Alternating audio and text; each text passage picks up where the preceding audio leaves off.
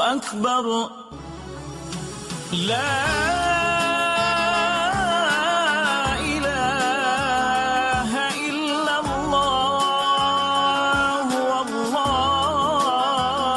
أكبر الله أكبر. Saudaraku yang dimuliakan Allah Subhanahu wa taala, kenikmatan yang terbesar adalah ketika orang tua masih ada bersama kita. Kalau sudah menangis dia menerima gaji pertama itu bukan karena harunya sikit. Begitu dia buka amplop, oh kok setitik dong. Haru dia. Kenapa setiap mendapat hadiah dari anak, orang tua selalu meneteskan air mata? Karena kita tidak pernah besar dalam pandangan matanya. Kita sehebat apapun, kita tidak pernah besar di matanya. Di pandangan ibu ayah kita, kita adalah anak kecil yang tapak kakinya 2 jari, panjangnya sejengkal. Maka jangan pernah ceramahi orang tuamu. Jangan mentang-mentang sudah mahasiswa pulang, ayah sini, mama sini, duduk. Assalamualaikum. Bisa. Karena kita tidak pernah besar di mata orang tua. Kita tetap kecil. Walaupun kamu sudah menikah, sudah punya istri, sudah punya anak, kau tetaplah anak-anak dalam pandangan dia. Oleh sebab itu jangan sok besar, jangan sok hebat. Kalau ada pesan yang ingin meleleh air matanya, sekali kau buat air matanya menetes, maka kau akan berenang dalam kesengsaraan. Jangan pernah buat dia menangis. Kalau dia nangis haru Pak Ustaz, enggak apa-apa. Cuman kita kan sulit membedakan mana air mata haru, mana air mata sedih. Sama-sama bentuknya air mata. Makanya ada ungkapan jangan menangis air mata buaya. Kenapa selalu kalau disebut air mata buaya? Karena memang buaya menangis bukan karena sedih, tapi karena kekenyangan. Buaya kalau habis makan orang, keringat, buaya itu tidak ada pori-porinya. Kita kalau berkeringat kan keluar pori-pori, ini keluar air. Buaya nggak ada. Satu-satunya tempat air keluar, itulah. Makanya menangis buaya, keluar air mata buaya. Maka jangan sampai kita nangis karena kekenyangan. Haru dia melihat pemberian kita. Di saat itu menetes air matanya, berdoa, dia memanjatkan doa, mengetuk pintu-pintu langit, terbuka. Masya Allah. Pantasan doa mahasiswa Universitas Ahmad Dahlan kabul, rupanya pintu terbuka. Doa kepada Allah Subhanahu wa taala. Kadang-kadang kita merasa doa kita yang dikabulkan Allah, kadang-kadang kita merasa sok hebat. Setelah dia meninggal dunia, barulah kita sadar rupanya selama ini kita hanya menumpang doa. Numpang, bukan doa kita yang dikabulkan Allah ternyata, tapi doa dia. Tapi dia tidak pernah cerita itu. Dia nggak pernah ngomong. Apa pernah dia panggil kita? Sini sebentar. Aku sudah capek doain itu. Pernah dia bilang itu.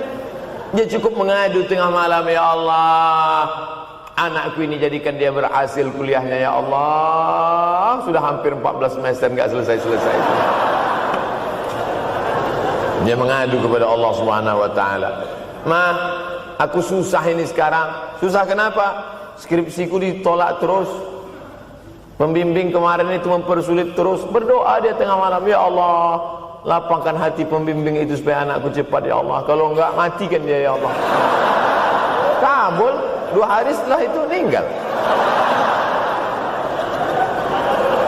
Tapi kita tidak bisa request.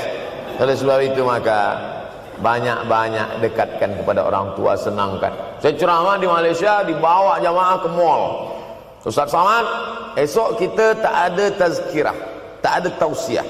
Kita nak ajarkan tapi kita tak amalkan. Ketika tetangga, kawan, sahabat kita mengamalkan, rezekinya melimpah, baru kita heran. Dia kok kaya ya? Iyalah, dia kan punya tuyul. Tuyul mana bisa bawa duit banyak? Nih keberkahan. Oleh sebab itu Jangan cuma sekedar ngaji-ngaji aja. Pulang dari sini, kalau memang tinggal di Yogyakarta atau di luar nanti pas liburan, sisihkan uang, bawa dia ke mall, bawa dia ke restoran, senangkan hatinya, bawa dia jalan-jalan.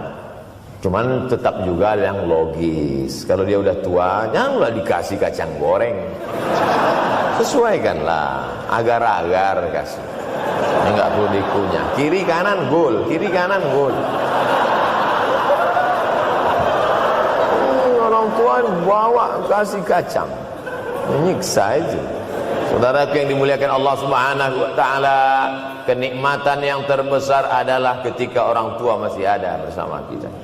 Kalau sudah tak ada, nanti saat Idul Fitri, Allahu Akbar, Allahu Akbar, Allahu Akbar, la ilaha, barulah menetes air mata. Mama. Saya kalau sudah menengok orang menangis terlalu berlebihan mengenang orang tua, ini pasti ada, kalau bahasa kampung kami, something wrong. Ini pasti ada sesuatu ini. Karena orang kalau sudah habis tumpah, dia tidak akan menetes lagi. Tumpahkan kasih sayangmu itu sampai habis ludes, dia tidak akan menetes lagi. Tak ada penyesalan, karena semua sudah kita berikan. Kalaupun menangis hanya tetesan kasih sayang. Tapi kalau sampai mencakar dinding, mama, ini pasti. Saya kalau ada orang yang menyesal sampai mencakar dinding, mau saya antukkan aja kepala yang gede. Dulu waktu hidup kenapa enggak opti? Sekarang udah mati baru kau menangis, ya? Senanda. Nah, tapi tentu sesuai kemampuan kita, karena kata Allah, la yukallifullahu nafsan illa wus'aha. Allah tidak membebani orang lebih dari semestinya. Ustaz ceramah sampai jam berapa ini? Sampai jam 6 insyaallah. Saya mau lengkapkan. Jam kita sama tuh. Oh, sama. Jam 6. Jam 6 akhirnya sampai hari ini saya sedang berada di hadapan kereta api yang baru. Ada Thomas.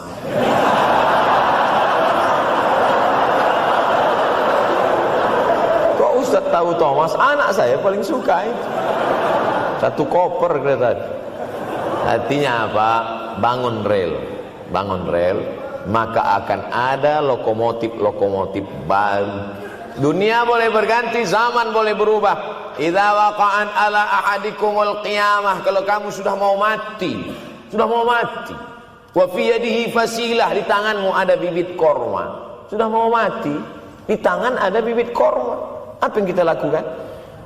Ada sebagian orang kalau sudah mau mati, ya wes gua aja lah. Kalau di tanganmu ada bibit korma, gali-gali tanah sedikit, tanamkan. Untuk apa nanam korma sudah mau mati? Bukan kita sempat memakan manisnya, tak sempat bermaung di bawah daunnya yang rindang. Bukan kita yang menikmati, tapi ada orang lain dan pahalanya mengalir ke makam kita. 28.000 ibadah mengalir ke makam Kiai Haji Ahmad Dahlan. Angka 28.000 itu dari mana Pak Ustaz? Angka mahasiswa Universitas Ahmad Dahlan. Ustaz tahu dari mana? Ya makanya kalau orang ngomong tuh dengar. Makanya saya kalau diundang ceramah, Ustaz nanti sebelum ceramah kita ada acara makan dulu. Ya selama itu saya diam aja, ngumpul-ngumpulkan bahan. Jangan pernah melihat modal materi, tapi kuatkan usaha dan tawakal. Nih bantuan cuma 6 miliar. Tapi ternyata keperluannya berapa? 126 miliar. Tapi buktinya jadi masjid yang besar. Kalau diikutkan modal, mana mungkin cukup? Maka begitu juga dalam menatap hidup ke depan. Kamu kenapa belum juga nikah? Modalnya besar Pak Ustaz. Terus gimana? Nunggu yang gratisan aja lah. Dan begitu, usaha, tawakal, doa. Nah, bagi yang masih lajang, yang mau nikah, itu kalau bisa doanya jangan sir, agak jahar dikit. Ya Allah, umur udah 40. dengar sama sebelah, loh belum mas katanya, belum. Bodoh.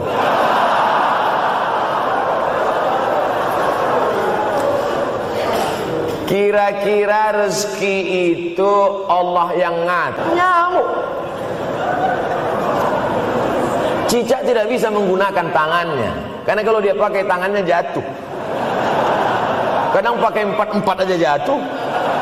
Selalu kan kejadian accident cicak jatuh. Cicak tidak pernah gunakan tangannya untuk makan, karena dia harus berpegang kuat. Apa yang dia pakai? Lidahnya. Lidahnya dia pakai. Nyamuk yang dia makan. Helikopter. Habis dimakan oleh cicak. Siapa yang paling hebat? Nyamuk. Makanannya darah. Nyamuk masih keluarga Dracula. Tapi Allah SWT mau mengajarkan jangan putus asa, gunakan potensimu, apapun yang terjadi gunakan. Ini sekarang banyak anak-anak muda ini kehilangan semangat. Kalau engkau kehilangan beras masih bisa hidup 3 bulan. Kalau engkau kehilangan air masih bisa hidup 3 hari. Tapi kalau kau kehilangan semangat, kau hanya hidup 3 detik. Tik, tik, tik, mati. Oleh sebab itu jangan sampai kehilangan semangat. Bahasa kitanya putus asa. Sampai dingin tuh lontong. Bukan karena ceramah terlalu lama, bukan. Sampai dingin itu sarapan pagi gara-gara mahasiswa. Ente kenapa? Galau Ustaz. SMS nggak dibalas, telepon nggak diangkat. La ilaha illallah Muhammad Rasulullah. Mahasiswa seganteng ini, sehebat ini, begitu cepat putus asa. Saya aja setua ini, sekurus ini masih banyak yang mau.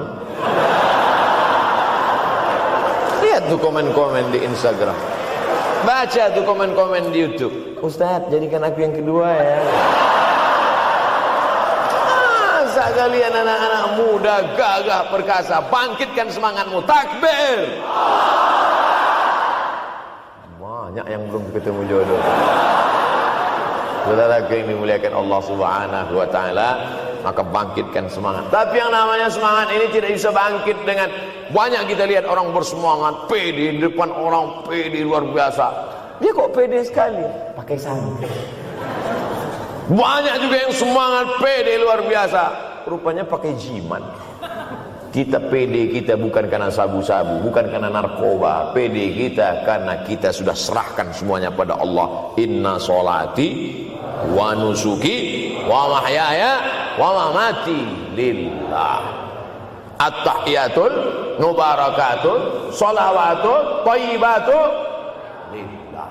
Ingin berkata ini hanyalah punya Allah. Begitu juga dengan acara ini. Kenapa acara di masjid? Kenapa acara di kampus kemarin ramai melimpah ruah? Bukan karena panitia, bukan karena Ustaz Abdul Somad, bukan karena baleho yang besar, tapi la haula wala quwata illa billah. Pulang dari sini, bangkitkan semangat, senangkan hati orang tua, kejar prestasi, terus kuliah. Mudah-mudahan semuanya selalu mendapatkan kebaikan. Amin ya rabbal alamin. Terima kasih atas segala perhatian. Mohon maaf atas segala kesilapan dan kekhilafan. Abdul Somad hamba Allah yang fakir, mohon maaf. Berpisah kita di tempat ini, tapi kita tak pernah putus dalam persahabatan, karena kita selalu bersama, jauh di tempat, dekat di doa. Terima kasih. Wassalamualaikum warahmatullahi wabarakatuh.